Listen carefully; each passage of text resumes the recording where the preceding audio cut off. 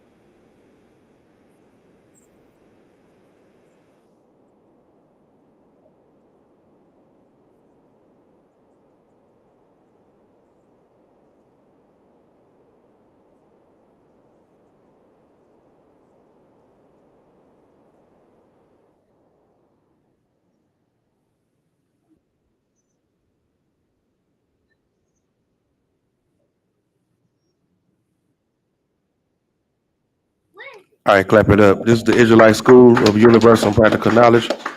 This is the Sunday Scripture Breakdown class in Houston, Texas. Today we want to go into, if you got any questions, you can write them in the chat, Facebook, YouTube, Clubhouse, wherever we live at, just type your questions in the chat or to ask it. Today we want to go into the things you don't see.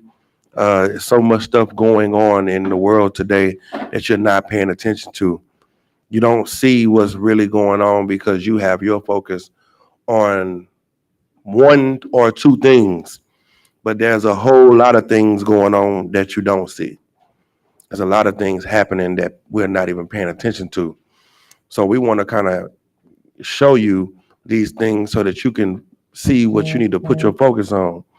Blacks, Hispanics, and Native Indians, the God of heaven is trying to free you from the hand of your oppressor. And because we're waiting on Jesus, we're just sitting and twiddling our thumbs and waiting on the Lord. We're ignoring the things that the Lord is really trying to do to free us. We're like, when is Christ going to come? When is this going to happen? And he's showing you every day that he's returning, and you're looking at it and not seeing it as a sign of his return. So we want to show you how the Lord works, how the fourth dimension works. We want to show you how this is all working. So now when you see these things, you can say, that's the Lord.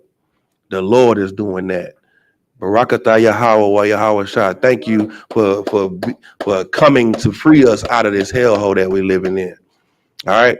One thing that I want to touch on before I go into the topic is Christianity. Christianity has taught us that the laws of God is done away with. And when people hear that the laws is done away with, the thing that they think is that you are free to sin. You're free to sin. All you have to do is do what? Ask for forgiveness. Say, God, forgive me. I repent. I'm sorry. And then you good. You're good to go. You just sin and say my bad and do it all over again every day. Well, now we're going to show you how it would really look if that was the case. We're going to show you the law is done away with in reality. In 2023, we're going to show you what it looks like. And now I'm going to ask you afterwards, is this the type of world you want to live in? Everybody want to be free to do what they want to do, want to be free to believe what they want to believe, want to be free to do and make whatever decision they want to make. No sweat. Let's see, is this the type of world you really want to live in? Play that video.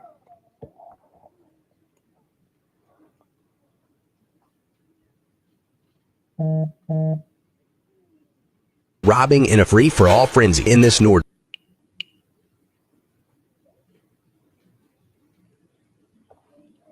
All these people in California are robbing in a free-for-all frenzy in this Nordstrom. This is what we are dealing with now because Prop 47 was passed in California, where if someone steals any merchandise. Because Prop 47 was passed. The law was passed to say that you could steal as long and not be penalized as long as it's under $900. So that means I could walk in your store and I can grab a handful of stuff, me and all my brothers, and the police won't come because it'll all be forgiven. The law is done away with. This is what the law is done away with looks like. Now, you tell me if this don't look like your community. You tell me if this don't look like your family. Because that's what they think that they can put their hands on you and molest you and rape you and nobody should be able to do nothing to them. They think that they could kill you and they should just be able to walk on the streets. Your family and friends think that it's okay to hurt you and for you to go through the things you go through because God knows my heart. This is what God knows my heart look like. Play it again.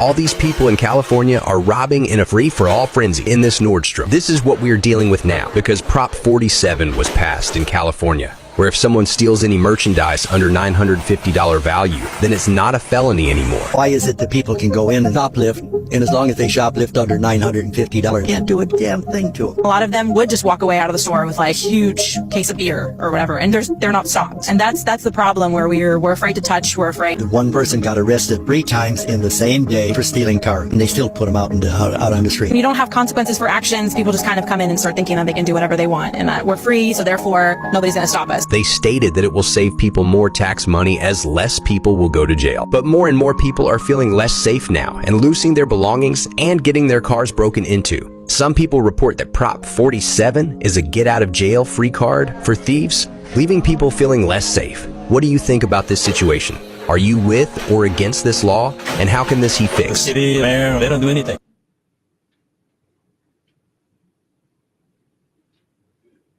That's the end of it. Yeah. Are you with that? Are you with or against that law? Are you with somebody being able to walk up and steal? Listen, all it got to be is under $950. So you could walk into the store, steal $949 worth of stuff, and walk into the other store and steal another $949 worth of stuff, and just do that over and over again, and you're not going to get in trouble. That's what you look like when you say, God knows my heart. That's what you look like when you say that. Go ahead. Salakia, sir. I mean, it almost looks like they setting up for the Purge movie. I mean, that's what it is. That is a purge. I mean, they didn't defunded the police. The police retaliated and said, okay, we're not coming for no petty crimes, no petty larceny. You get into a car accident, you better just. All these people in California are robbing in a free-for-all frenzy in this Nordstrom. This is what we are dealing with now. Don't call 911. And now they having it where if you steal under $950, you ain't gonna go to prison. You ain't gonna go to jail. That's the law is done away with. That's why it's you don't feel safe in that type of society. Give me the next video under that with the woman. Nah. I can't get in Clubhouse. It's telling me I got to update or something, and it's not even allowing me to update it. All right, go to the next video under that. Now, let's see the effects of Christianity. Let's see the effects of the law is done away with.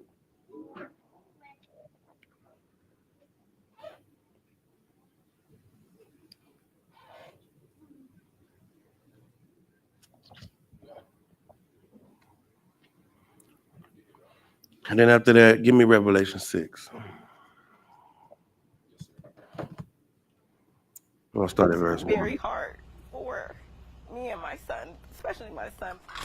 So Kristen Cook is leaving Oakland, California. Be careful. After living here her entire life. Can't take it anymore. I got to the point I was too scared to leave my house. Cook blames brazen assaults and robberies in broad daylight, break-ins, and home invasions across the city, as Oakland sees a surge in reported violent crimes this year compared to last. While homicides are down, robberies, burglaries, and rape are all up by double-digit percentages. Everyone we talk to says it doesn't matter your race, your income, everyone seems to be a target, including carjackings like this one. No. Now they're carjacking people at stop sign, and my son is about to start driving. The fact that I am being pushed out because I emotionally can't take it anymore is horrible. But Tony Bird is staying. She lives with a locked front gate and 5 security cameras. Bird says Oakland police recommended steel braces for residential doors and air horns. The idea is if you set it off, your neighbor would hear it, set theirs off, and more people are alert that there's danger.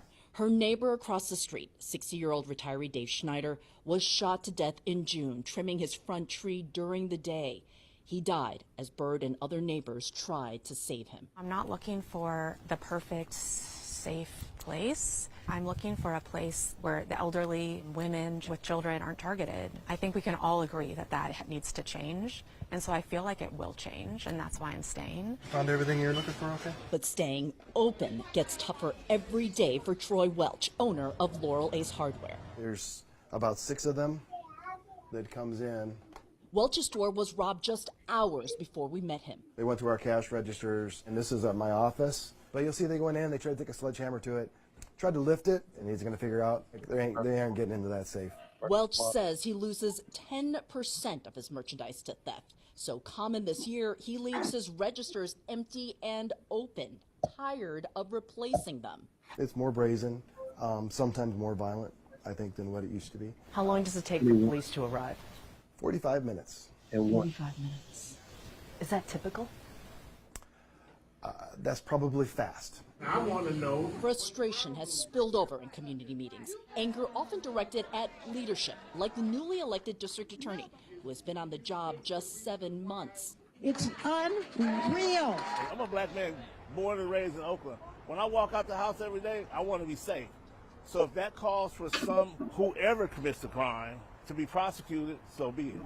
But we want it to be fair and Why it just. sound so low? Darren White is with the NAACP Oakland branch, which penned an open letter to their city, blaming failed leadership, the defund the police movement, and anti-police rhetoric for creating a heyday for Oakland criminals. We're not trying to say, mass incarceration and arrest everyone.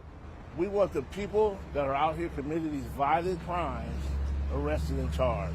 Do we need more cops on the street? Yes, we do need more. Every community needs police. Flanked by partners in the city, Oakland's interim police chief Darren Allison says Oakland is taking a comprehensive approach to fighting crime. They all say that the crime feels different now. Why is that? So I think because it is pervasive, not just localized, or we may have historically seen maybe gang group violence, I think that feeling has become that it's everywhere. From cops to crime prevention. Funded for 712 officers, Allison says he has 715 on staff. So what you're seeing is changes in bail, changes in sentencing. Are you saying you need tougher punishment on the back end? It's everything. It's not just enforcement and punishment. I think accountability comes in many forms. Kyung La, CNN, Los Angeles. You know what we're finding out? That's very important that people don't think is important. What is that?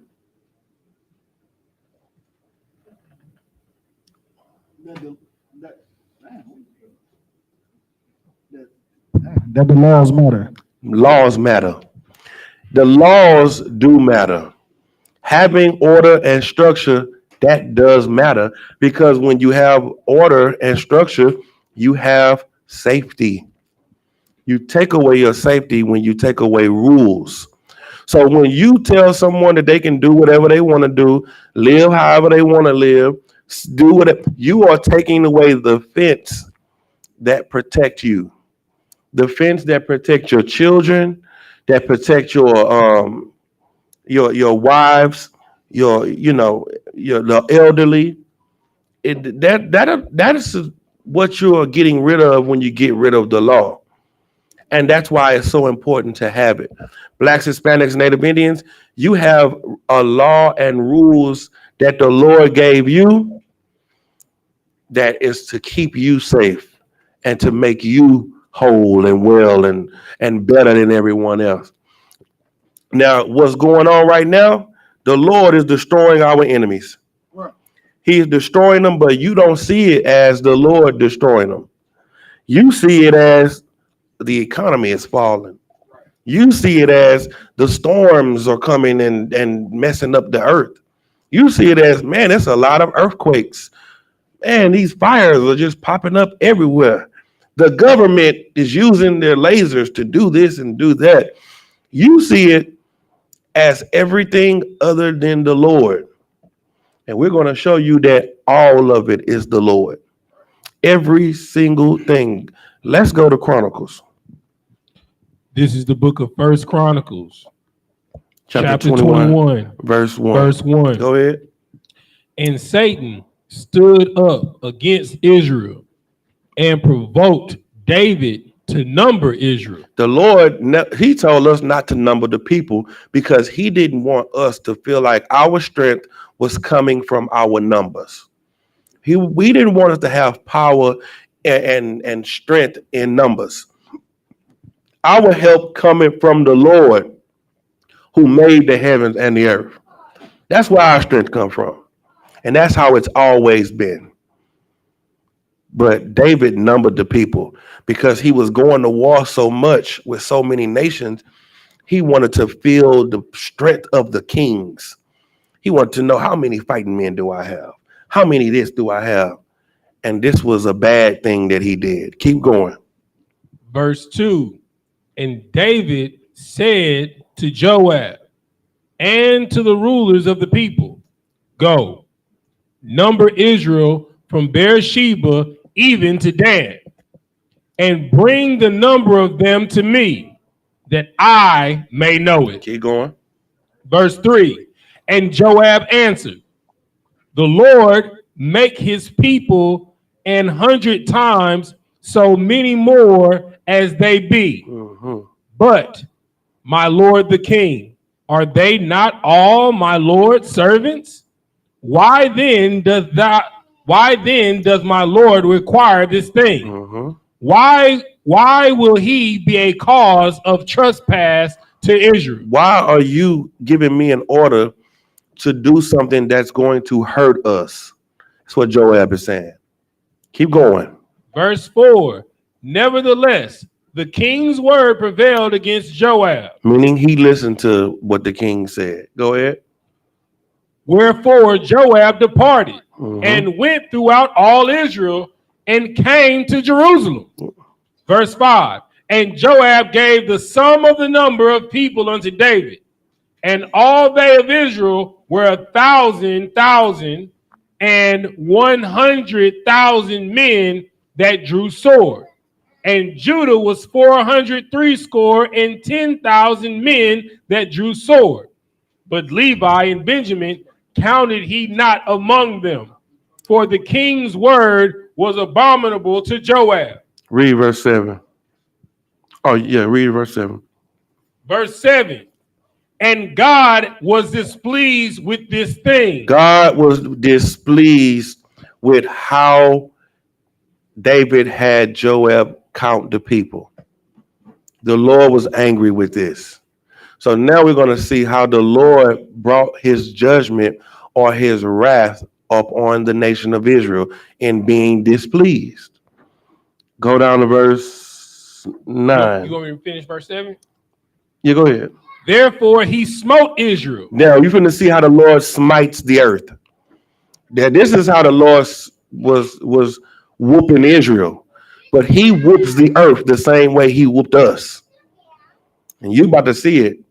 Drop down to 9. Verse 9. And the Lord spake unto Gad, David's seer, saying, Go and tell David, saying, Thus saith the Lord, I offer thee 3 things. Choose thee one of them, that I may do it unto thee. Go read 12. Verse 12. Either 3 years famine, or 3 months to be destroyed before thy foes, while the sword of thine enemies overtake thee, or else 3 days the sword of the Lord, even the pestilence in the land, and the angel of the Lord destroying throughout all the coast of Israel. And the who? All the coast. No, and who's doing it? The Lord. No. The angel of the Lord. And the who? The angel of the Lord. And the angel of the Lord doing what? Destroying throughout all the coast of Israel. Keep going. Now therefore advise thyself what word I shall bring again to him that sent me. Let me see. He said either 3 years famine. He said either being beat up by your enemies for how long did he say? 3 days. For 3 days. 3 days of losing to your enemies. I'm sorry, 3 months. 3 months of losing to your enemies is crazy. That's crazy. Or 3 days of what? 3 days, the sword of the Lord. Or 3 days of the sword of the Lord. How is the sword of the Lord, you losing to your enemies, and the famine gonna happen? By the hand of who? The angel of the Lord. By the angel of the Lord. What you seeing happening right now with all these storms and all these hurricanes and all these fires is the Lord's angels smiting the world. That's what he's doing. And we're going to prove it to you. The Lord's angels is destroying everything right now for you. Listen, the more we get deep into this lesson today, you're going to really see how the Lord's angels have actually been out here trying to show you God's power. And you know who you give all of the props to? Your oppressor. You're like, ain't no white man. He's so smart. He's shooting them lasers up, making the weather worse and doing this and doing that. The Lord is allowing him to do all of that. Right. The same way he did with Pharaoh. The same way he did with Nebuchadnezzar and with Darius. He allowed all of these kings to have their way, and the Lord strengthened their hand for them to have their way, so he could destroy them. Go ahead. Salakia, sir, if I could, what's even heavy about what you're saying, because like during hurricane season, the Lord sent one hurricane after the other, but because the white man want to play with the weather, he was like, okay, you want to throw your own hurricane in the mix? I'm going to mix the 2 hurricanes that I got sitting back to back with your hurricane and destroy the whole coast. Yeah, because he thinks he is God. That's the point. Our oppressor really thinks he has power. That's why the scriptures say that they have power falsely called, because they don't have real power. But you're going to find out today. Keep going. Read verse 13. Verse 13, and David said unto Gad, I am in the great strait. Let me fall now into the hand of the Lord. For very great are his mercies, but let me not fall into the hand of man. He like, listen, I got a hard decision to make, but I'd rather the Lord be against me than for me to allow my enemies to have a chance to be over me. Keep going. Verse 14, so the Lord sent pestilence upon Israel, and there fell of Israel 70,000 men. How many men died? 70,000 men. 70,000 men died because of this mistake David made as the leader. Keep going. And God sent an angel unto Jerusalem to destroy it. He sent who? An angel unto Jerusalem to destroy it. See, we look at COVID like it's just an illness or a sickness or something that they let loose. The Lord sent an angel to do this. And what you're going to learn is, give me a Ramoth Gilead. And no, keep that. That you find that. When he said, who going to go to Ramoth Gilead to destroy this man? You know what I'm talking about? Keep reading. Come. Verse 15. And God sent an angel unto Jerusalem to destroy it. And as he was destroying, the Lord beheld, and he repented him of the evil. Listen, the Lord saw how that angel was killing, and then the Lord said, all right, man, let him make it. Chill out. The only thing, listen, that angel is zealous about following God's orders. The angel don't have no emotions like, oh man, what about the kids? What about the women what about the men? All these men, they innocent. They didn't do nothing. The angels is like, come out of one come. What you say, do? Kill them? No sweat. Keep going. And said to the angel that destroyed, it is enough. Stay now thine hand. And the angel of the Lord stood by the threshing floor of Ornan the Jebusite. Now read the next verse. Here we go. Now we get to it. Verse 16. And David lifted up his eyes and saw the angel of the Lord stand between the earth and the heaven. David was the only one who could see what was going on. Everybody else is just seeing them. They all just dropping dead and falling, and by the pestilence, by the disease, by the thing that was going on. But David, he got to see what was really going on. Keep going. Having a drawn sword in his hand, stretched out over Jerusalem. All this angel wasn't going around touching everybody, making everybody sick. The angel pulled his sword out and held it up, and people was dying. Keep going. Come. Then David and the elders of Israel, who were clothed in the sackcloth, fell upon their faces. Mm-hmm. Verse 17. And David said unto God, is it not I that commanded the people to be numbered? Even I. Mm-hmm. It is that have sinned and done evil indeed. But as for these sheep, what have they done? Mm-hmm. Let thine hand, I pray thee, O Lord my God, be on me, and on my father's house, but not on thy people, that they should be plagued. You know what happened? When the Lord heard him, he told the angel to chill out, and the angel just put his sword back, and the death stopped. What you see happening is the pestilence. You see the plague. You see the earthquakes and the floods and the famine and the hailing. But what's really happening is the angel of God is doing what he was sent to do.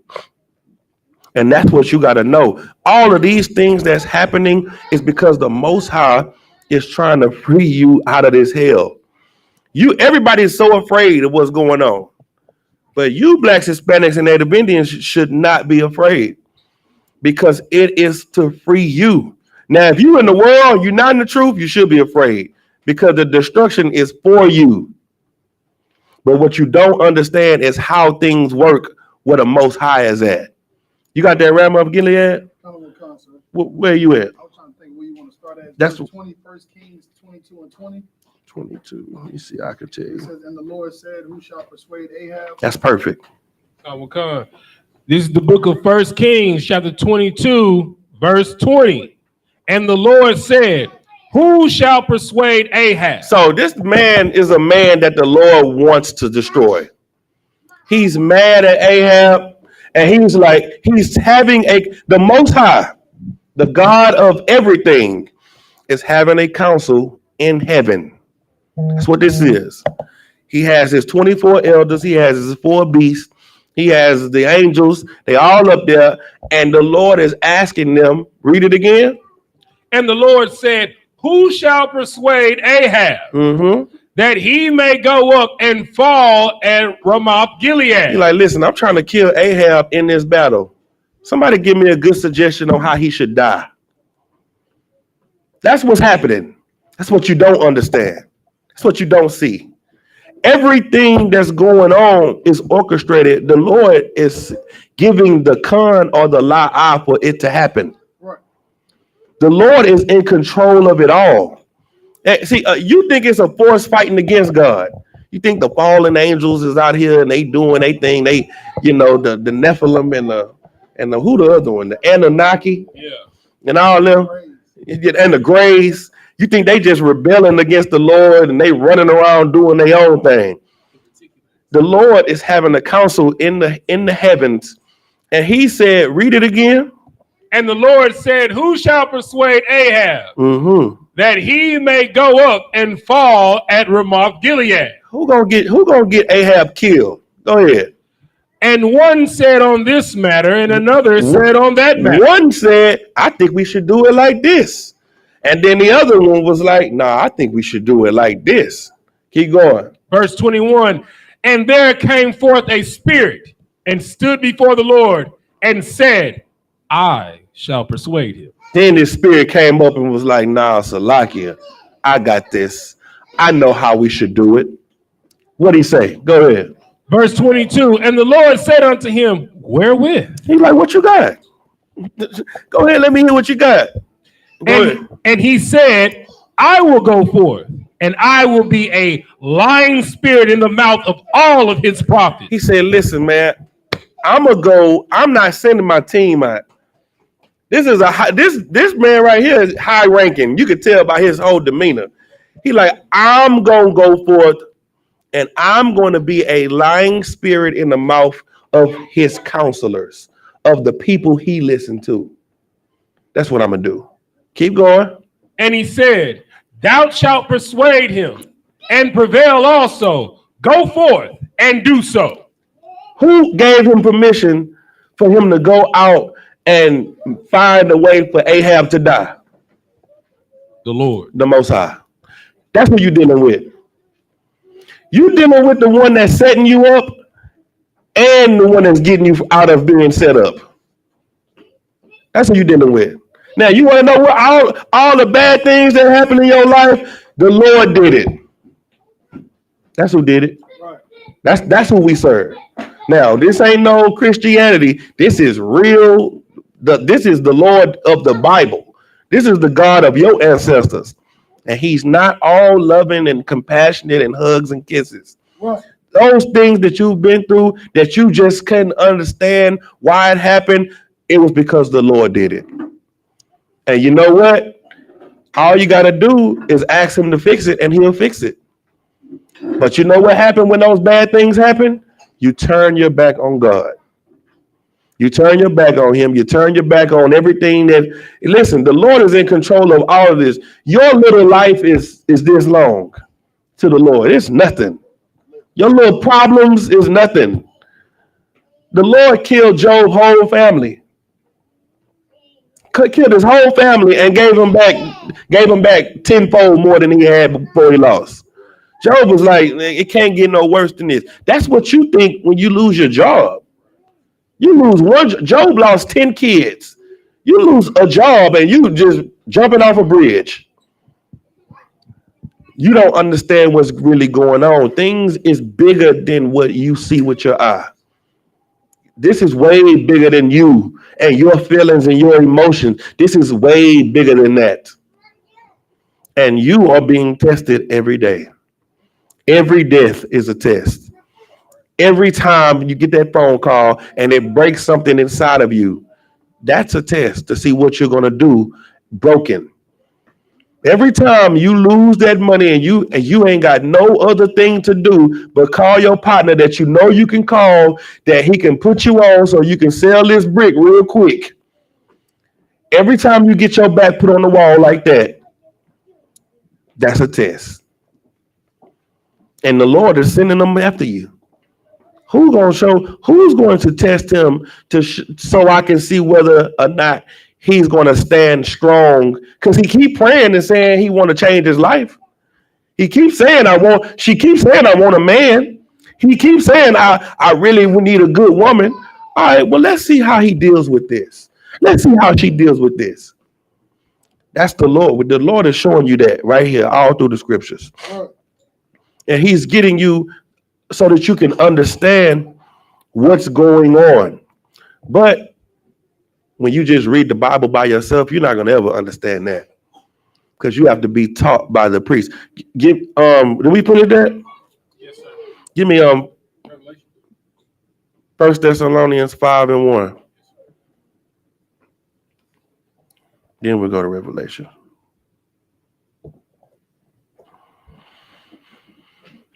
The thing that you need to understand about all this is the Lord's show, and he's in control of it. This ain't your show. It ain't about you. It ain't about what you want to do, how you want to live. It's about the Lord. And the Lord is doing all of this for his pleasure. Hold on, I think I want that first. Give me Revelations. I think it's Revelations.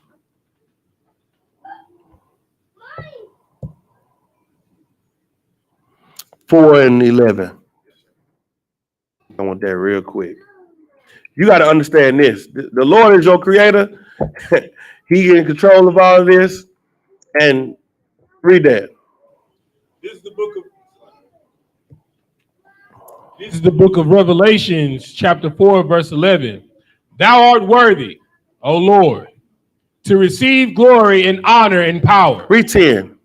The verse before that talks about the beast giving him glory. Everybody in the heaven is worshiping him. Read verse 10. This is the book of Revelations, chapter 4, verse 10. This is the book of Revelation, chapter 4, verse 10. And 4 and 20 elders fall down before him. The 24 elders is falling down before the Lord. Go ahead. That sat on the throne and worshiped him that liveth forever and ever. And they worshiping him. See, ain't no conflict going on in heaven. Satan has to come to the Lord and ask the Lord, can I do this? That's what he has to do. Satan ain't roaming around free doing what he want to do. He ain't just, no, he's roaming around and then he's coming back and reporting it to the Lord. The Lord saw Satan and was like, what have you been doing? He's like, I'm seeking who I could devour. I'm out there working. And then the Lord is like, well, have you tried Job? He perfect, upright. You ain't making him fall off. Not Job. Yeah, you trying all these weak people because you know you can get them to do wrong. What about him? And Satan is like, man, come on, Lord. You got a hedge around him. I can't touch him. He's like, well, touch him then. Touch everything but his life. That's what you got to understand. Sometimes that's what you're going through. The Lord is saying, I know they strong enough to deal with it, and I'm going to prove it to you. I'm going to prove it to everybody up here looking down at that he's solid. She's solid.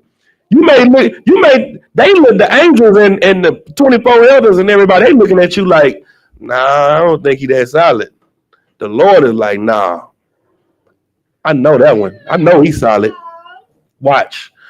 Do it to him. See what he do. See if he folds or see if he gonna stand up strong. And Job stood up. Well, I got you. Keep reading. And cast their crowns before the throne, saying, verse 11, thou art worthy, O Lord, to receive glory and honor and power. Go ahead. For thou hast created all things, and for thy pleasure they are and were created. For thy what? For thy pleasure they are and were created. All of this was made for the Most High's pleasure. You, the trees, the water, the sky, everything that's going on, life, the ecosystem, the animals. This is the Lord just stunting. It's for his pleasure. Do you understand that? Put that in your brain.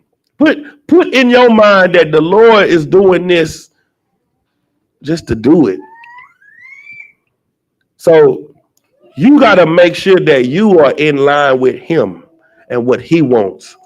Because even though he's the one that got you in it, he's the only one that can get you out of it. You can't get yourself out of this. Another God, the chakras, the stones, the solar plexus, the throat plex, the head, the seeing eye and the forehead, sitting in Indian styles with your hands with the Naruto signs, none of that is going to save you. The only thing that can save you is the Lord, because this is his game. This is his show. This is him in control of it. You got to go to him. All right? Now, let's go to Revelations. No, that's not where I was at. 1 Thessalonians 5:1.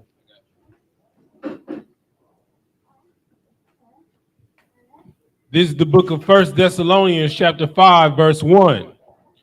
But of the times and the seasons, brethren, ye have no need that I write unto you. See, in the Israelite school of universal and practical knowledge, these things are being revealed by us because we understand it. There is no need for them, for the apostle to write the brothers in the school, because we already know what's going on. Right. That's what he's saying. Keep going. Verse 2. For yourselves. For who? Yourselves. Everybody. Yourselves. Go ahead. Know perfectly that the day of the Lord so cometh as a thief in the night. The day of the Lord is coming as a thief in the night to who?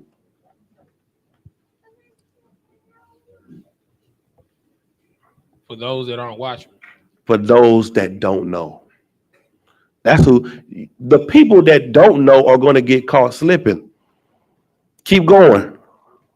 Verse 3.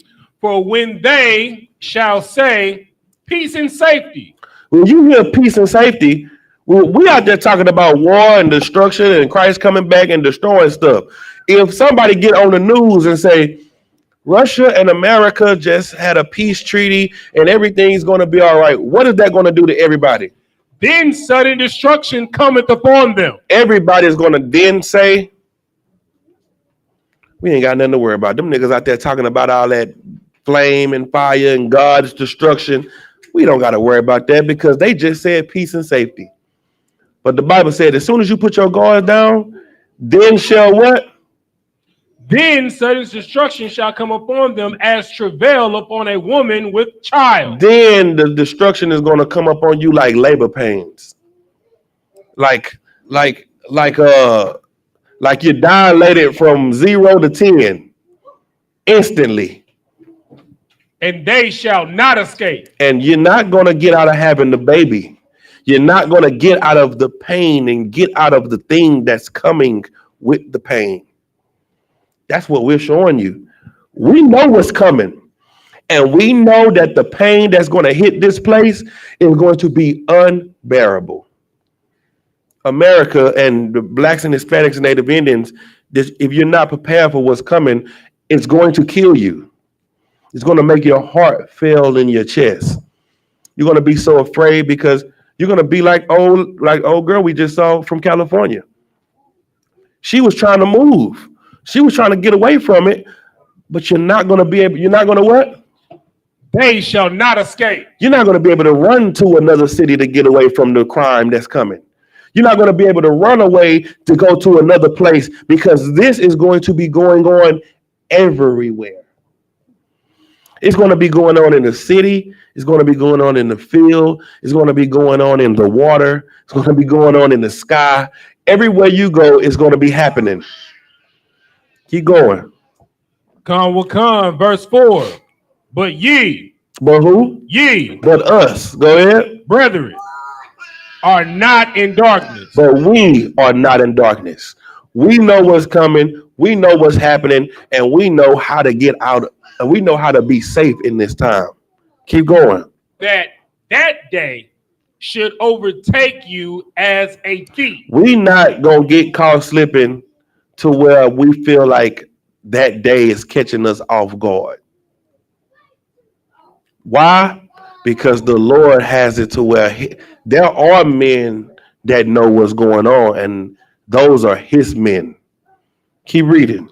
Verse 5. For are all the children of light. We are the children of light, meaning we're not in. Keep going. And the children of the day. We are not of the night. We are not of the night and what? Nor darkness. Keep going. Therefore, let us not sleep as do others. We not gonna sleep. What we do, we are woke. Everybody woke? We are really awake because we know what's going on, we know what's coming, and we know what to look for. But everybody else in darkness. That's what you are. Go ahead. But let us watch and be sober. This is the part that people is missing. You're watching, but you don't know what to look for. Because everything you see, you're really not understanding what you're looking at. What's the title of the class? Things we can't see. Things we can't see. You can't see the angels doing it, but they're doing it. You can't see what's going on. Listen, you try to watch the news ain't showing you half of the things that's going on because they don't want you to be awake. Go ahead. And if I could, sir, if you were actually able to see the angels that are doing what they are doing, you probably give up the ghost. Yeah, you'll fold up right there. Especially just to see an angel with eyes all over his body. That's 9 feet tall. He got eyes in his wings, eyes in his chest, eyes all over his body, all over his head and neck, eyes in his neck, and he's standing over you. You're gonna fold up right there. Your bowels are gonna just loosen up. Your bowels, everything is gonna just come out of you. You're talking about a colon cleanser. Listen, you see one of them monsters, you ain't gonna know what to do. The Lord is having mercy on you, not letting you see the things you can't see, because you're not ready for it. All right, go ahead. Verse 7. For they that sleep in the night, and they that be drunken are drunken in the night. They that sleep, they sleep in darkness in the night. That's why it said in the night, because it's saying you have your eyes closed and you're in darkness. No, that's what he's saying. You are comatose. You are double sleep. You sleep and you sleep in the darkness. You know how it is when you're in your room and you got the curtains up. They don't let no sun in. You know what I'm saying? What's this called? The blackout curtains. You got the lights off, and then you close your eyes. Listen, brother, you in utter darkness. Well, that's how blacks and Hispanics are right now. They talking about football. They talking about the what's them women that y'all what's that show that you love to watch? Yeah, the whole Jocelyn's Cabaret, the Housewives of Atlanta, Love and Hip Hop. What's some you watching Colorado football now? That's a new team that everybody love. No sweat.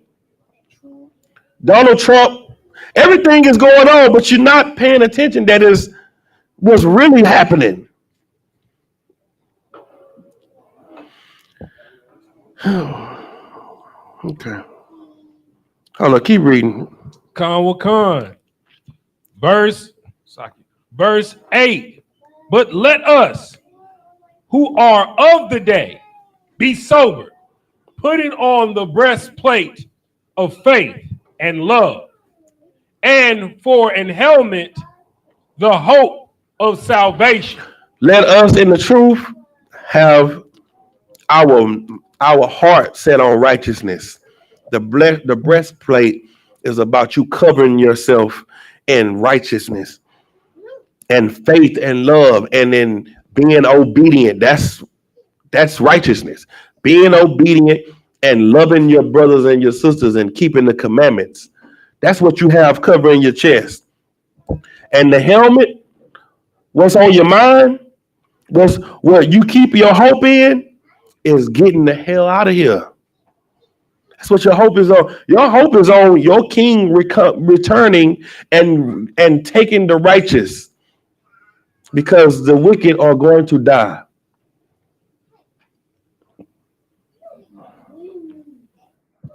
Read the next verse. Verse 9, for God hath not appointed us to wrath. Because he didn't appoint the righteous people to get the wrath that's coming to the wicked.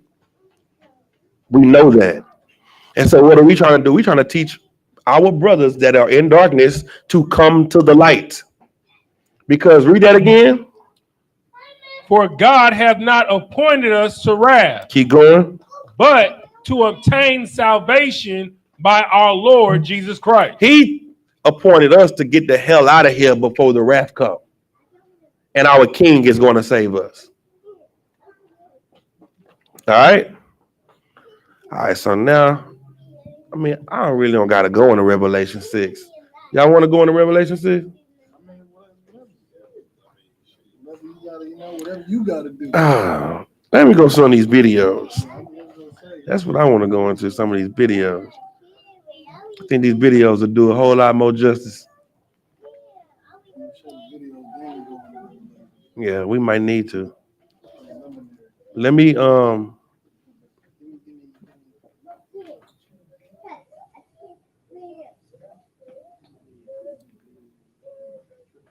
give me this video right here. Let me see.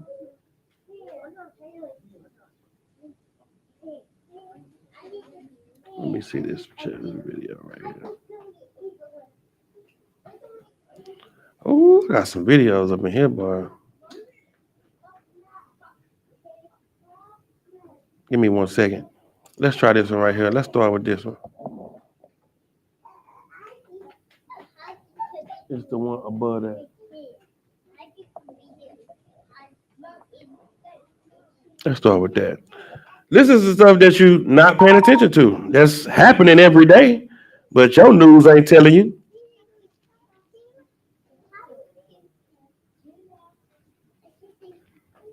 And it's all over the earth.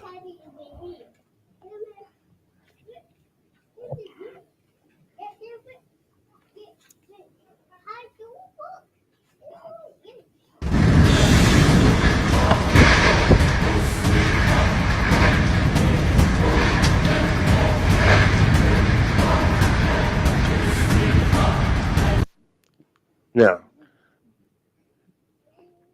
you see that? You see them 4 places that's being destroyed right now? You see that? Let me see. Give you something else to look at real quick. Get the quick ones out the way first.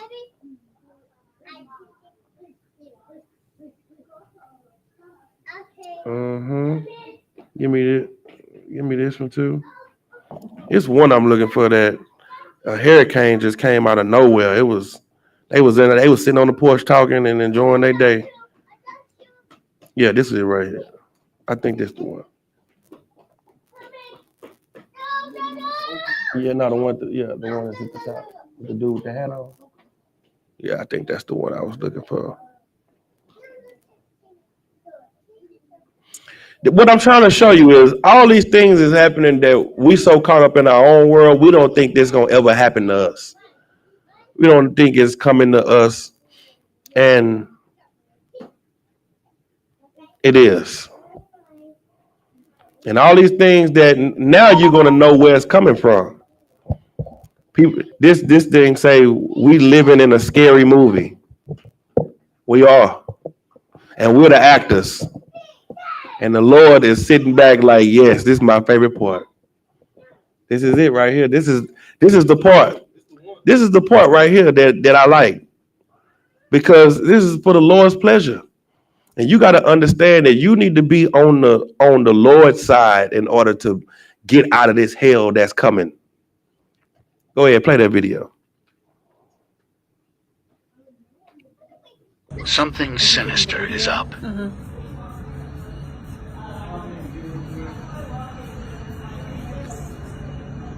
It's crazy. I was listening to it the whole way up here. I mean, we are literally like in the... Yeah. Oh man, let me be by the window. Oh, I'm getting this. Whoa. Oh my God.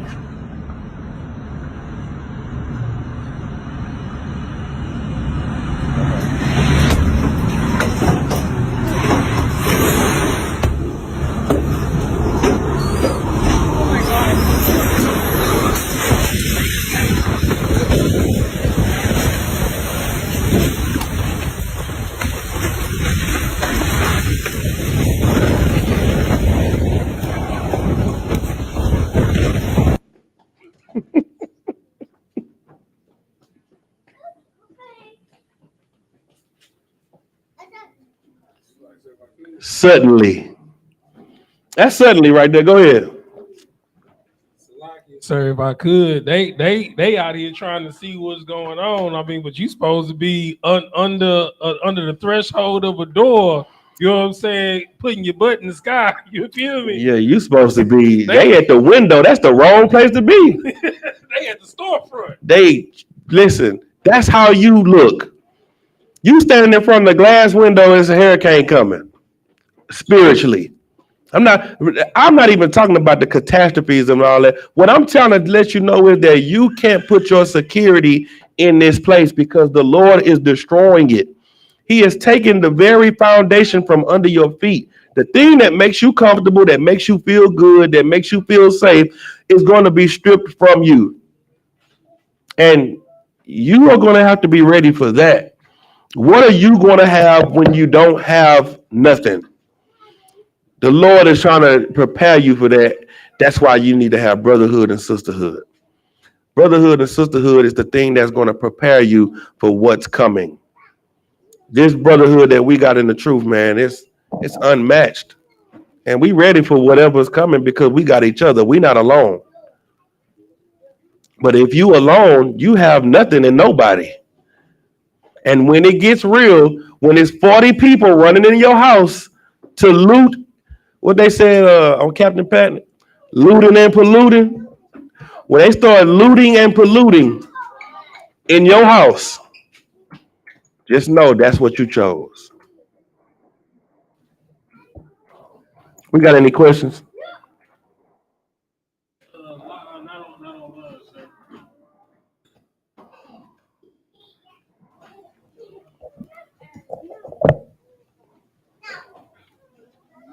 Give me Revelation 6 real quick. 6 and what, sir? Just start at 1. Yes, sir. And break it down real quick.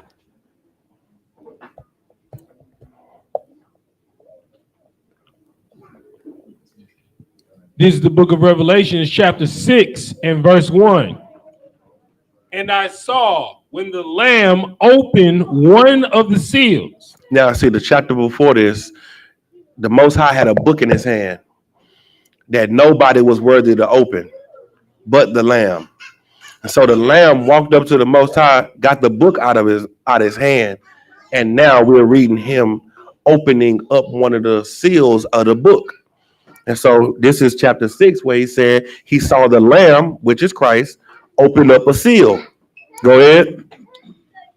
And I heard, as it were the noise of thunder, one of the 4 beasts saying, come and see. Go ahead.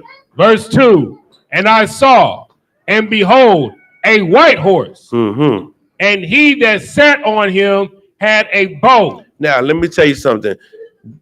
This white horse, these horses was not just shown to John the Revelator. This is in the Old Testament too. The prophets of the Most High have always that everything in the Old Testament is in the New Testament. Everything in the New Testament is in the Old Testament. The only thing that's different is Christ breaking down what certain things meant that they didn't understand. That's it. People try to make the New Testament different from the Old Testament. It's the same thing. Christ was just giving you a more in-depth understanding of things that were in the Old Testament that they didn't understand.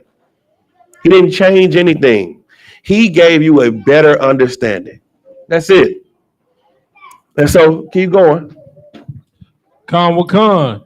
And I saw, and behold, a white horse, and he that sat on him had a bow, and a crown was given unto him, and he went forth conquering and to conquer. This white horse is the spirit of Christ going through the earth. But what he saw was the men of the Lord going through the streets, conquering and teaching the truth. Conquering and being people. And what did they say? Conquering and what? And to conquer. That's what we was doing. That's what he's seeing. He's seeing us going out, feeding the people, helping the people, raising up the people out of the darkness into the light. That's what he's saying. Keep going. Verse 3, and when he had opened the second seal, I heard the second beast say, come and see. Keep going. Verse 4, and there went out another horse that was red, and the power was given to him that sat thereon to take peace from the earth. What is he saying? To take peace from the earth. He's saying, while the men of the Lord is going out and teaching the truth and raising up the people out of darkness, then another spirit goes out into the earth and it brings war to the earth. It takes away the peace. It takes away the people being civil. Now there's going to be a civil war in every country. Everybody's going to rise up against their own people in their own land and fight. Why? Because there's an angel that is taking away the peace. There's another angel that is bringing the spirit of the Lord into the earth that is raising up people. But then there's another spirit that's taking away all the peace in the earth. Keep going. And that they should kill one another. And there was given unto him a great sword. A great what? A great sword. Now that we read in First Chronicles, now you can understand how it's happening, because the angel of God is doing this. He's lifting his sword up and he's just and things are just falling apart. The only way it's going to stop is if the Lord say, put your sword back. But the Lord is not going to allow him to put that sword up until a certain time. And we're going to find that out too. Go ahead. And what's crazy about it, sir, is it's almost like what the Lord told Moses to do when he was on the mountain. As long as he kept the staff up, we was winning. Right. But the moment that staff went down, we was losing. Right. That's crazy. That's it. Now, give me that scripture. When he said, hold back the four winds. You know what I'm talking about? Keep going. Verse 5. And when he had opened the third seal, I heard the third beast say, come and see. And I beheld, and lo, a black horse, and he that sat on him had a pair of balances in his hand. And I heard a voice in the midst, of the four beasts say, a measure of wheat for a penny, and 3 measures of barley for a penny. And thou hurt not the oil and the wine. He said, then I seen another horse come out, and this horse came out with the balances. Now, balances is what you use to weigh things, right? Like when you go to the grocery store, you put all your vegetables and stuff on the weigher to see what it is. He said, well, you're going to be able to get one barley. It said, hold on, read that part again. A measure of wheat for a penny and a barley for a penny. That means you're going to be able to get one thing for a penny and 3 measures of barley and a big load of wheat for the same penny. You know why? Because it ain't going to be worth a damn. That's why. It's like going and buying a cow for a penny. A whole cow for a penny. Why? Because the cow ain't worth a damn. So I got to get some type of money off of it. So just give me a penny for this cow with mad cow disease. Because it ain't worth nothing. Keep going. Con. Verse 7. And when he had opened the fourth seal, I heard the voice of the fourth beast say, come and see. Verse 8. And I looked, and behold, a pale horse, and his name that sat upon his name was Death, and hell followed with him, and power was given unto them over the fourth part of the earth, to kill with the sword, and with hunger, and with death, and with the beasts of the earth. How is this killing going on? Who doing it? The angel is using neighbor against neighbor, city against city, nation against nation. The angel of the Lord is getting all this happening. The angel of the Lord is the spirit that's going out to destroy this and follow these orders. You are seeing it as famine, pestilence, civil war, but there's a spirit that the Lord has going through the earth to bring all of this to a head, to free you. All of this is not just for destruction. It's a purpose behind it. And it's to the betterment of you. But you don't even know that it's the Lord freeing you. When I turn on the news and I see, like we just saw them videos with the flooding and all the fires and all that, I say, Barakatah Yahweh Yahweh Shah. That's right. Because I understand that is God doing that for us. That's what I understand. Keep going. Con. And verse 9. And when he had opened the fifth seal, I saw under the altar the souls of them that were slain for the word of God and for the testimony which they held. Keep going. Verse 10. And they cried with a loud voice, saying, how long? What are they saying? How long? Keep going. O Lord, holy and true, dost thou not judge and avenge our blood on them that dwell upon the earth? All this is going on, and the dead of our people are sitting under the voices of the men and women of the Most High are crying out. And that's why it's so important, especially for officers, to go out on the street and cry out in the streets. Cry out and plead with the Most High so that those voices could be under his altar and he can be hearing it daily. Because this is the thing that's going to provoke him to send our king back. And we're seeing it right now. Hell and death is going through, but the thing that's going to free us is the voices of his children crying under his altar. Keep reading. Verse 11, and white robes were given unto every one of them. And it was said unto them that they should rest yet for a little season until their fellow servants also and their brethren that should be killed as they were should be fulfilled. Keep going. Verse 12, and I beheld when he had opened the sixth seal, and lo, there was a great earthquake, and the sun became black as sackcloth of hair. Keep going. And the moon became as blood.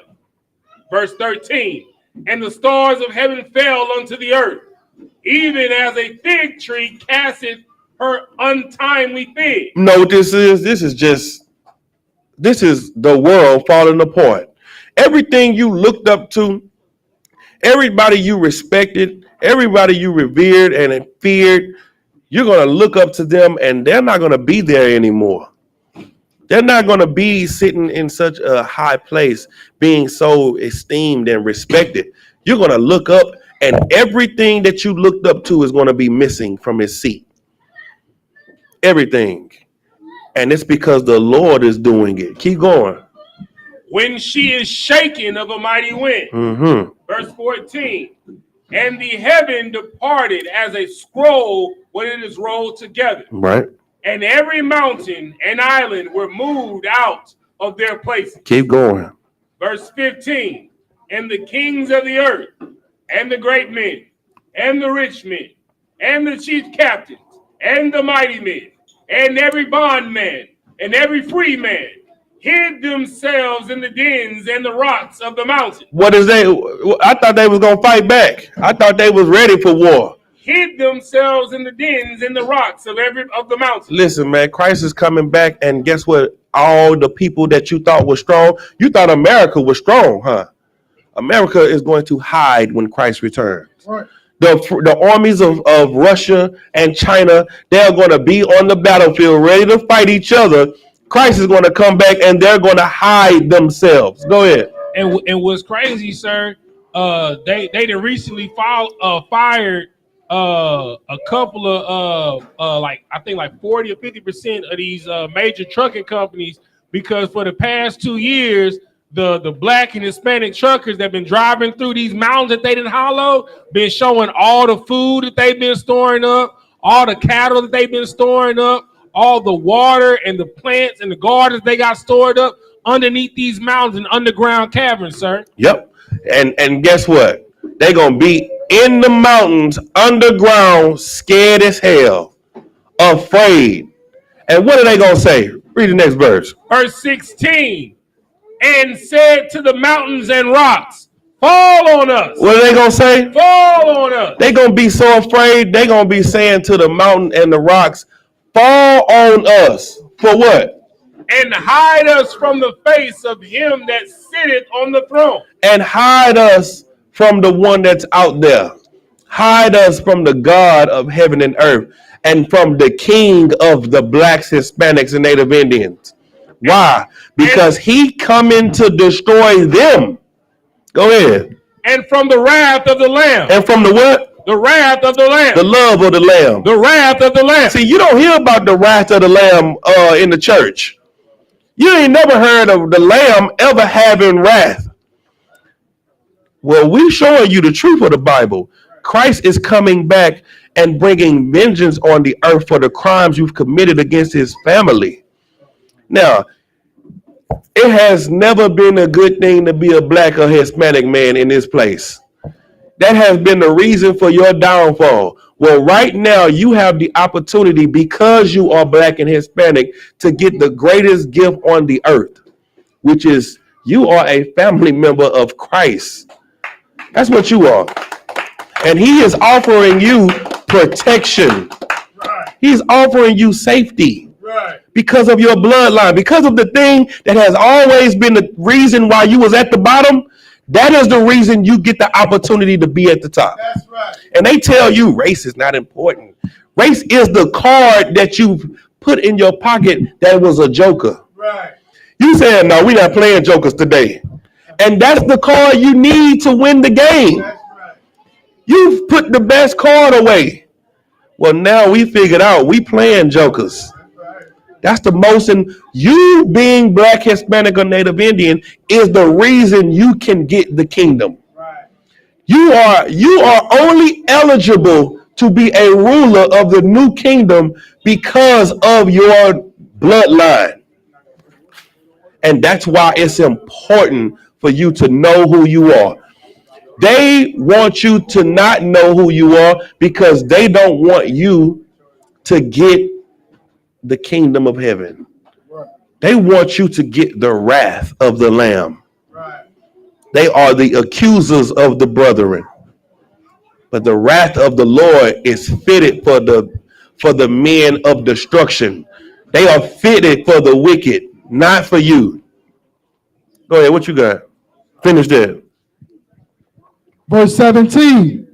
For the great day of his wrath is come, and who shall be able to stand? Everybody got a military. Everybody talking about, they waiting on Jesus and all that. Who gonna be able to stand up against Christ when he comes back? Right. You want to be on the right side of this and not the left side. You got that scripture I asked for? You got Revelation? Yeah, come on. Where we at? It's the book of Revelation, chapter 7, verse 1. It's the next chapter. Oh, Most High Christ. And after these things I saw 4 angels standing on the 4 corners of the earth, holding the 4 winds of the earth, that the wind should not blow on the earth, nor on the sea, nor on any tree. Keep going. Verse 2, and I saw another angel ascending from the east, having the seal of the living God. And he cried with a loud voice to the 4 angels, to whom it was given to hurt the earth and the sea. To who he, keep going. I don't want to get ahead of myself. Verse 3, saying, hurt not neither earth, neither the sea, nor the trees, till we have sealed the servants of our God in their forehead. Let me tell you something. All of this stuff that's going on, the only thing that they're waiting to do is they're waiting on us from the first horse to go and to conquer more. Right. They are doing their part. They're destroying and they're showing us the signs that we need to know. But as the men of God, we have more work to do. Right. And the angels are holding back the real destruction. We watching thousands of people die at the hands of the angels, but that ain't the death that's coming. Right. That's the little death. That's just the angel just slowly pulling out his sword. Right. The sword ain't even out yet. The sword is going to come out fully once he read that part again. Verse 3, saying, hurt not the earth, neither the sea, nor the trees, till we have sealed the servants of our God in their forehead. What does that mean?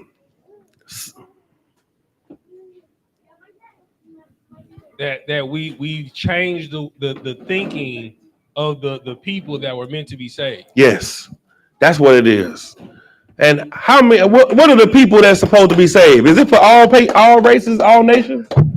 Keep reading. We're gonna find that. Come. Verse 4. And I heard the number of them which were sealed, and there were sealed 144,000 of all the tribes of the children of Israel. No, of all the tribes of the nations on the earth. Of the children of Israel. That's crazy right there. That's crazy. That's in the Bible. Now, how do you read this and then under this try to make it go to other people? Because that's what they do. They read this verse and then under this, they hear the other number and they don't think that other number of people are from the same group of people. What the 144,000 is the ruling class of the new kingdom that's going to be on this earth under our King Christ. That's what it is. Right. The 144,000 is 12,000 of each tribe of the nation of Israel. And those 12,000 people are what? Those 12,000 of each tribe are what? Israelites. Yeah, but Sealed. yeah, but what are they? Yeah, Shabbat men. That's 12,000 of each tribe of the nation of Israel, and they're men. That's what they are. So now you saying the only people that's gonna get the kingdom of heaven is men? Read verse 9. Verse 9. After this I beheld, and lo, a great multitude, which no man could number, of all nations and kindreds and people and tongues, stood before the throne and before the Lamb, clothed with white robes and palms in their hands. Who are these people then? Who is this? Because it said they from all nations, all kindred, and all tongues. Let me ask you, what tongue does the Haitians speak? Creole. What tongues does the I.S.U.P.K speak? Spanish. What tongue does Negro speak? Ebonics. Right. What tongue does the Brazilians speak? Portuguese. What tongue does give me another language. The French, yeah. What do they speak? Oh, the North Carolina's Geechee. That's what that means. Everybody from you got all they in all nations, speaking all tongues amongst all kindred. That's right. But they still Israelites. That's right. That's what you're missing. You're missing the fact that everybody that's speaking these different tongues, they still your family. That's why we can't talk to Mexicans now. Because they speak another tongue, that don't mean they ain't your brother. And that's what we trying to get you to understand. Now, what did Christ say? Christ said that it's going to be people that's going to make it into the kingdom that ain't going to even know how they made it. Right. And what are they going to receive? A crown of glory. A prophet's reward. Right. Give me that scripture. Christians, I ain't never heard a Christian break down what a prophet's reward is. Right. If a Christian could, I'm pretty sure it's a Christian online. Tell a Christian to tell me what they teach a prophet's reward is.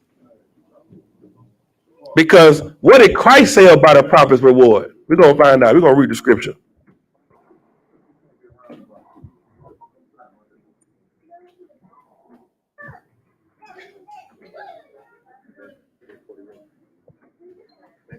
Matthew 10:41. Let's see what that is. If anybody got any questions, just raise your hand or type it in the chat, and we're going to get straight to you. You want me to start at the beginning of the parable? That's a lot. No, just start at the reward. This is the book of Matthew, I'm going to start at verse 40. This is the book of Matthew, chapter 10, verse 40. He that receiveth you, receiveth me. Mm-hmm. And he that receiveth me, receiveth him that sent me. Go ahead. Verse 41.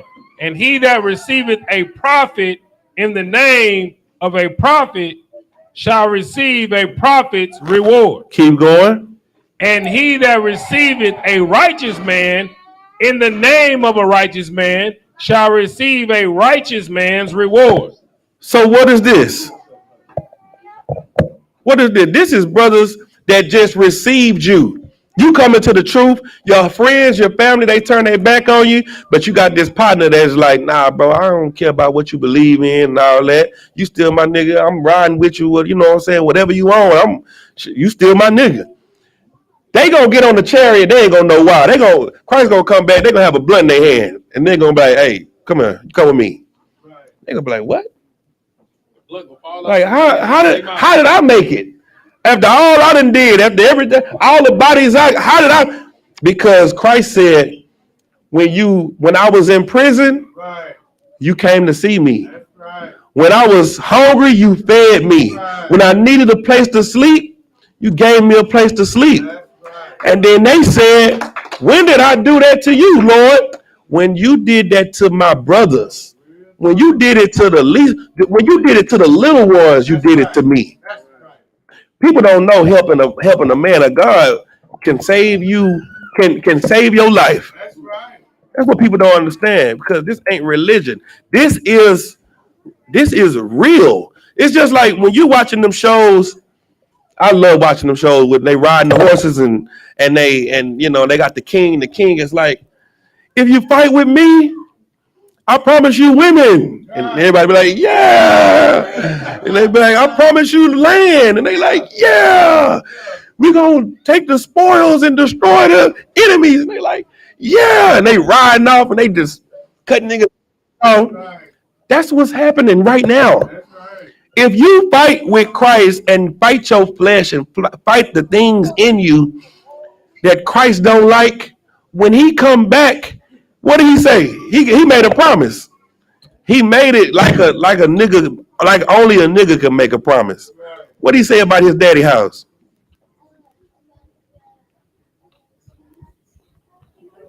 Many mansions. Yeah, go ahead, Ron. What did he say? What is he saying to them? Pretty much, you gonna eat with me and my dad. Yeah, he like, listen, that's what he's saying right there. He like, listen, you ride with me in my father's house, There are many mansions. Then he hit you with a he ain't gotta say swear to God or oh my mama. He ain't saying none of that. He just said, if it wasn't so, I wouldn't have told you. He like, I ain't gotta lie. In my father's house is many mansions. If it wasn't so, I would have told you. I wouldn't even say it. He letting you know that what I say, you could take it to the bank. My word, you could take it to the bank. You know what my name is? My name is the Word of God, nigga. I'm the Word made flesh.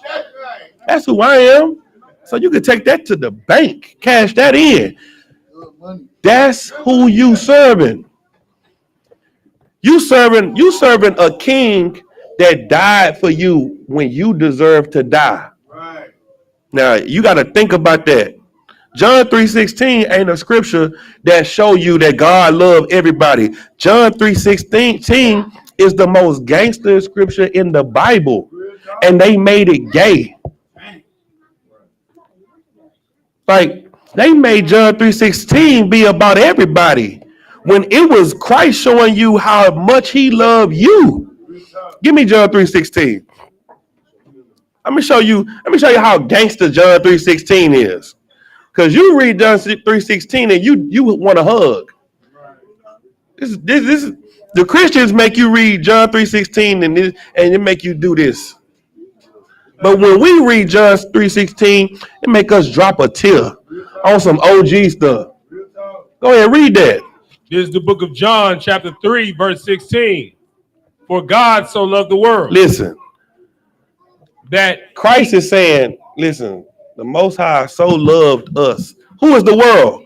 We are his world. We the Most High's world. That's right. We his children. Black people understand that. Your mama said that about you all your life. My children are my world. Well, that's what the Most High is saying. Christ is saying, for God so loved our family that he did what? That he gave his only begotten son. That he gave his favorite son. He gave the one that didn't deserve to die. All of us deserve the death. We all have sinned and fall short of his glory. But the Most High saw the best one of all of us. And he was like, Yahushua, come here. He like, everybody come here, everybody circle up.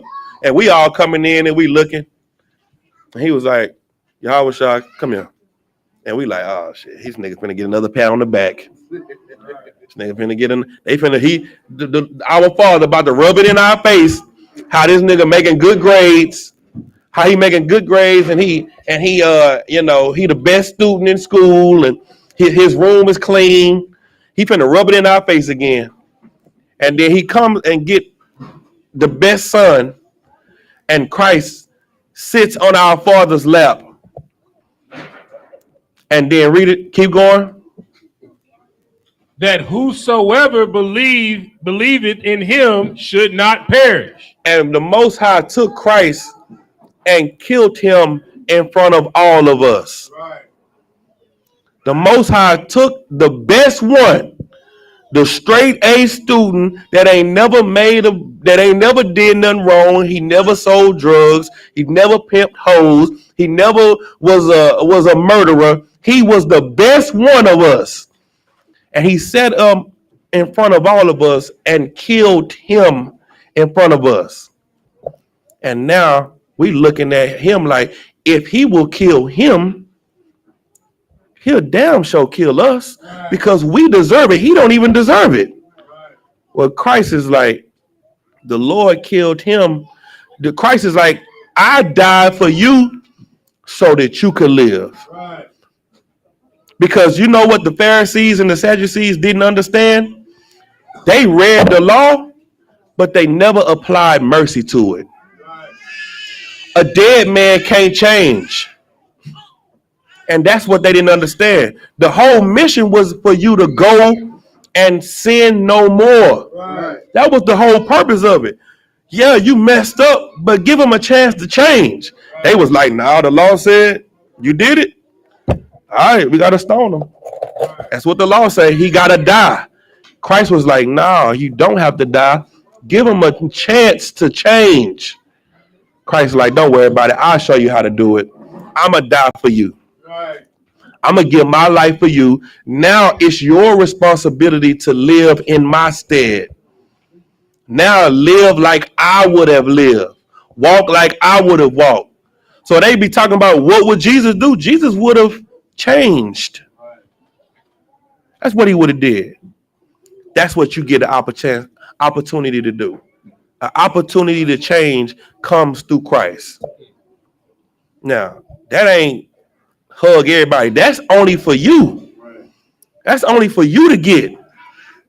Now, that's your king doing that. Not a peasant, not a regular nigga from the hood. No, this is your king was a regular nigga from the hood that was a king. That his house fell into decay. He was supposed to be the king of Israel, but it was a white man sitting in his seat. It was a white man sitting on the throne when his father Joseph was supposed to be sitting on the throne. And that king, knowing who he was, said, I'm going to die for my people. Right. Your president ain't going to die for you. Right. Look, ain't nobody fighting. These niggas these white people ain't even fighting for you. They sending you to fight for them. But your king gave his life for someone that didn't even deserve it. Now you can't give up smoking weed. You can't give up eating pork. It's Christmas. You can't give up little things when he gave his life for you. And then you expect for him to come and you like, take me to the king. No, my boy, I'm taking you to the grave. I'm putting your head next to your ankles. That's why Christ said, when he come, give me that. Slay them. Let me show you my Jesus. Your Jesus, he about love. My Jesus, he is a little different than yours. Go ahead. What you got? Go ahead. And this is after the Lord, we see how gangster the Lord was, even with Job. You see what I'm saying? Right. We had the story of Job before this, before John 3:16, and we see how the Lord will punish a perfect man just to prove a point. That's right. That's right. I'll give him a hand. That's true. Give him a hand. Go ahead, read that. Where you want me to start from? You want me to start from where he say, Lord, I serve thee? No, just what's that? Luke 19 and 20, 27. Just right there. This is the book of Luke, chapter 19, verse 27. But those, mine enemies. But wait a minute. Who talking? Christ is in red. This is this red writing. Read that again. But those, mine enemies. I thought Christ didn't have no enemies. I thought Christ loved everybody. I thought God loved everybody. It was all about love. Why he talking about he got ops? Christ said, those mine enemies that what? Which would not that I should reign over them. You know what it means by you don't want him to reign over you? You don't want to follow the rules. You don't respect the authority that comes with a black man ruling over you. That's what you an enemy to him if you don't respect the rules, if you don't respect the game. What did he say to do to him?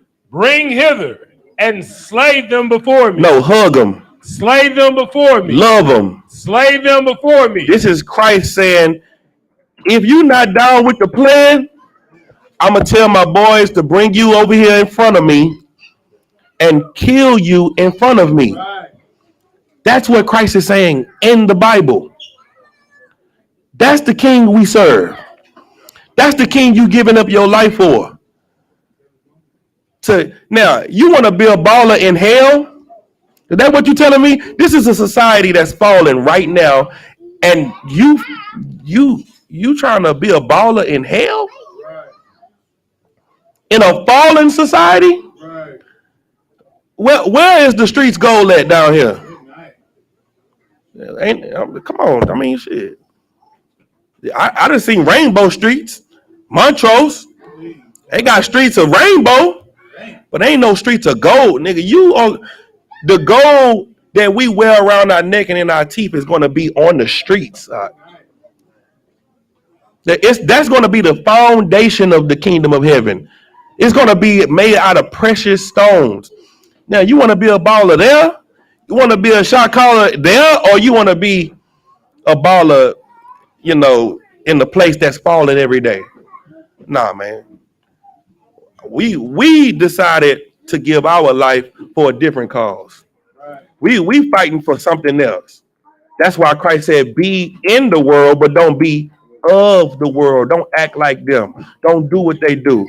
We still got to go out and talk to people and communicate and show brotherhood, because we got to show them that there is light in the darkness. Man, there's so many brothers and sisters that's looking for the brotherhood and sisterhood we got in here. You know how many brothers and sisters out in the world on the streets been loyal to the wrong people?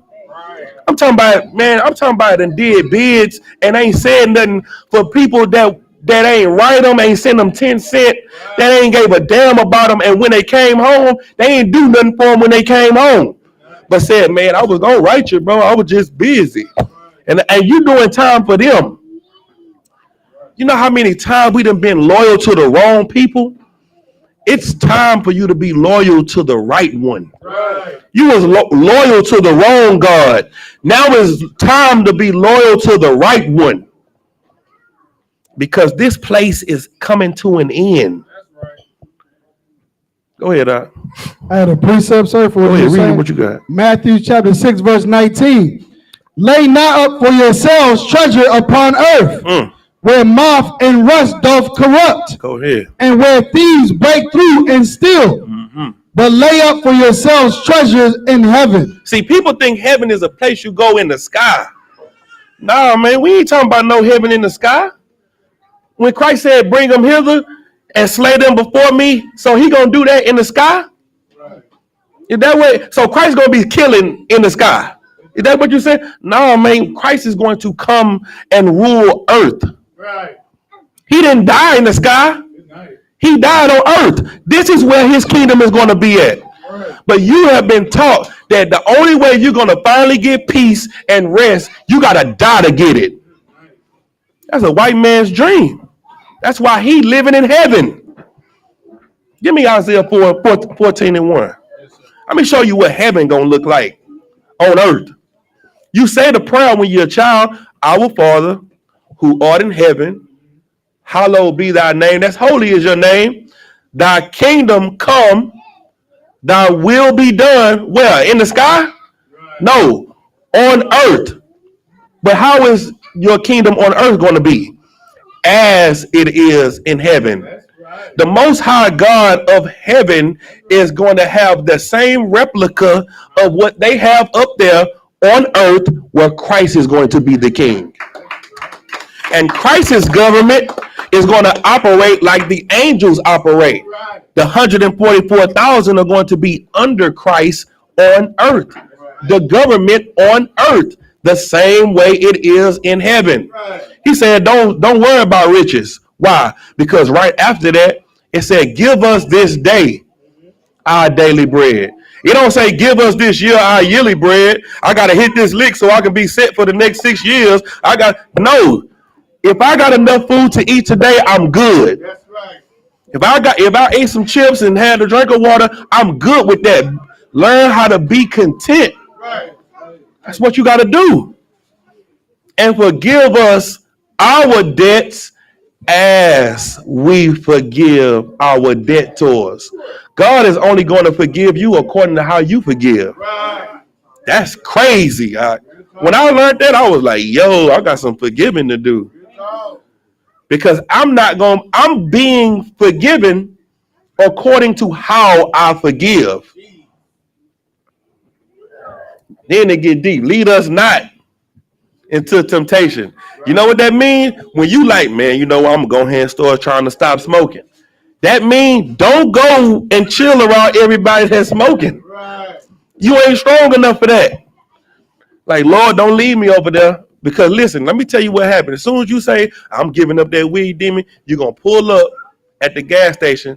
You're going to open the door, and it's going to be a sack sitting on the ground. Jesus. And you know what you're going to say? Thank you, Jesus. That's what you're going to say. And then you're going to blame it on God. I guess he don't want me to stop smoking. I guess it ain't the time. You know what I'm saying? Because this a whole 3.5. This a whole, yeah, come on. I know this is the Lord. Won't he do it? Ain't he all right? Listen, you gonna go, he an old time God.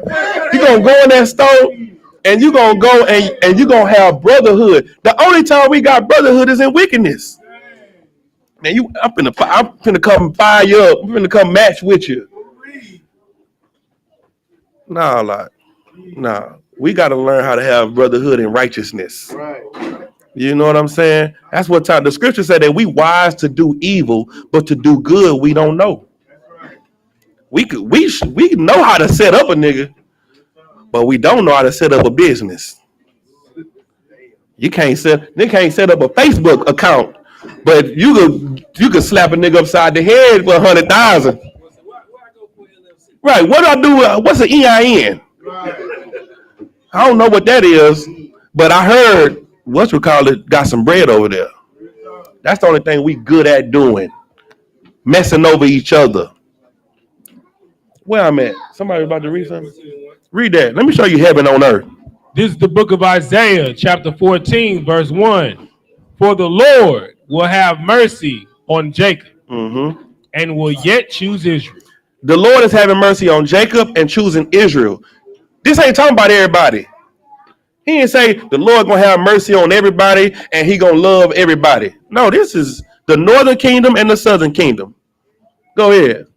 And set them in their own land. And he gonna put us back in our homeland. We not Africans. We not from Africa. We were taken out of Africa because we were sold by the heathen. The Africans rounded us up, gave us to white people. White people put us on ship and took us where we needed to go. Them niggas good at planting bananas. Them niggas good at planting cotton. Them niggas good at sugar cane. And they scattered us across the four corners of the earth. But you're not African. Keep going. And strangers shall be joined with them. And the other nations are going to be joined with us in our land. Keep going. And they shall cleave to the house of Jacob. Verse 2. And the people shall take them. We going to take white people, East Indians, Arabs, Chinese, Japanese, and do what? And bring them to their place. And we're going to bring them to our place. Go ahead. And hold the house of Israel, and the house of Israel shall possess them in the land of the Lord. Stop. You ain't never heard that before. The house of Israel, the Israelites, are going to possess people in the land of the Lord. What that sound like to you, sis? What that sound like? The house of Israel is going to possess them in the land of the Lord. What that sound like?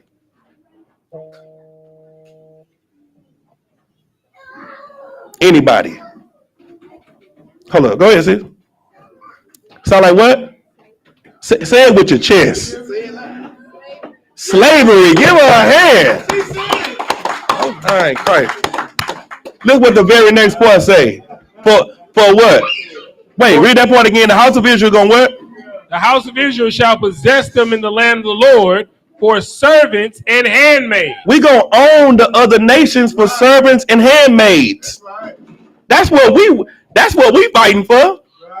They fighting for the economy to stand. We pray that it fall. They want America to be great again. We want America to never be great again. Because it became great by you being their servant and their handmaid. Now our place is going to be great by them being our servant and our handmaid. Keep going. And they shall take them captives, whose captives they were, and they shall rule over their oppressors. That's in the Bible. We're going to rule over our oppressors. Now, what's wrong with that? Is there something wrong with that? Anybody got a problem with ruling over the people that ruled over you? That's the gospel of Christ. That's the good news. That's what Christ was teaching the people that he was talking to. He was letting them know, like, stop trying to be Roman. Like, stop trying to be like them. You need to just hold on to what we do. Keep what we do until I come back. Keep this family together. And that's what we doing. We putting this family back together, man. You understand? Anybody got any questions? Anybody got questions online? We got Clubhouse questions.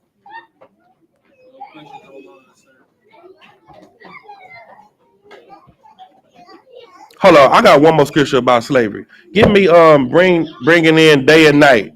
The gates open day and night. Nah, Isaiah like 60 something. Isaiah 60. Let me find it real quick.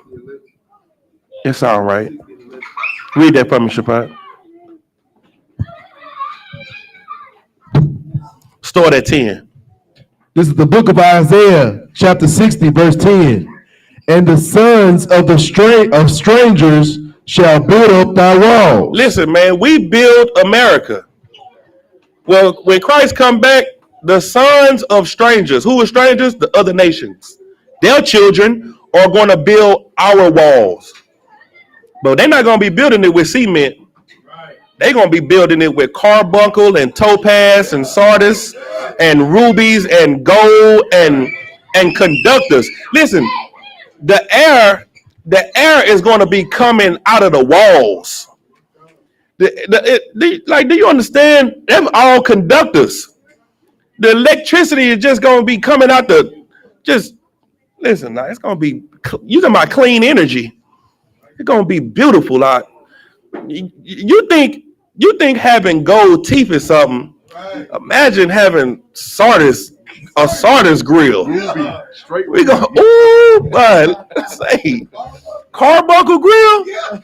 Man, I ain't nobody ball like that before, ever. Because this ain't the time for that. We're gonna do that in our kingdom. Go ahead, keep reading. And their kings shall minister unto thee. You know what that means? See, people think ministry is teaching. Ministry is serving. That's right. Their kings is going to serve us. That's right. Donald Trump, he going to be a servant. That's right. Putin, he going to be out there. Listen, I heard Putin be riding bears and all that type of. He be jumping out of planes and all that. Listen, give me Putin. Put him on my plantation. That's right. I'm gonna tame my bears. I'm gonna have hyenas. Yeah. If I get some runaway slaves, I'm sending my hyenas after them. And you know, hyenas be laughing. They be just imagine hearing that coming through the woods after you. They just laughing at you. Listen, that's gonna be a beautiful day. Keep going. For in my wrath I smote thee, but in my favor have I had mercy on thee. Listen, the Lord has whooped us for so long because we have been disobedient. But better days are coming. And everything is going to be better once we stop being disobedient to our Father. Why life been so hard? Because we've been disobedient. Disobedience got us into this place. The only thing that's going to get us out of it is obedience. It's that simple. Keep going. Verse 11. Therefore thy gates shall be open continually. Mm-hmm. They shall not be shut day nor night. When do Las Vegas close? Never. They gates are open continuously. You can go in there and spend all your paycheck and your income tax anytime you feel like it. Well, guess what? All that money they got out here, all the wealth and the artifacts and the precious stones we're gonna need, we're gonna be working them continually 24 hours a day. Keep going. That men may bring unto thee the forces of the Gentiles. So that they can bring all of the wealth of the Gentiles, the other nations, to us. Keep going. And that their kings may be brought. And their kings can be brought to us too. Keep going. Verse 12. For the nation and kingdom that will not serve thee shall perish. Read that again. For the nation and kingdom that will not serve thee shall perish. The nation and people that don't get in line with the new world order under Christ, they're gonna die. Right. Keep going. Yea, those nations shall be utterly wasted. I ain't got nothing else to say. Any questions? If not, we're gonna pass the class over to Priest and Officer YAHANNA. Give him a hand. I mean, Salakia. My boy Yabakan on my mind. Yakaba, Salakia. Shout out to my boy Yabakan. Scipio.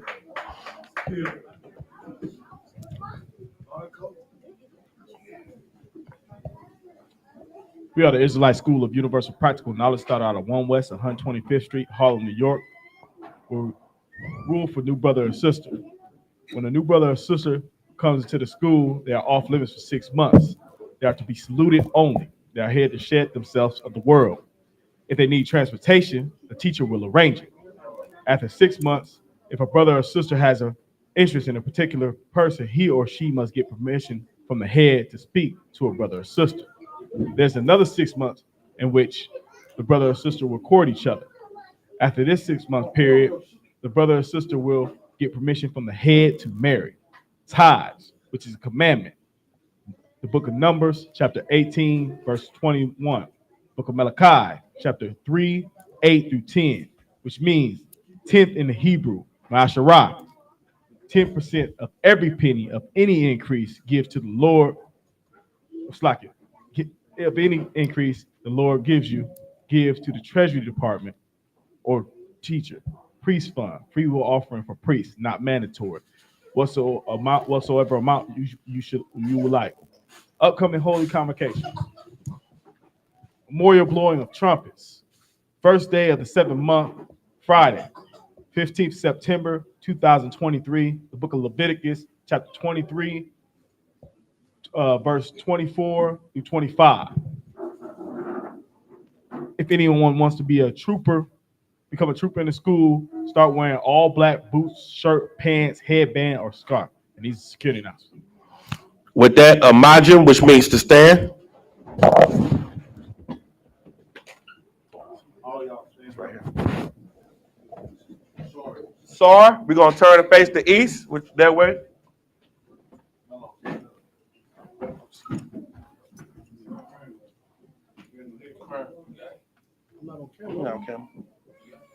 Yeah, let's talk Lord's Prayer in the Hebrew. Let's talk to that door. He gotta meet you. Go ahead. Abanawa. Shabbat Shemayim. Kudash. Ayah. Shemka. Yahweh.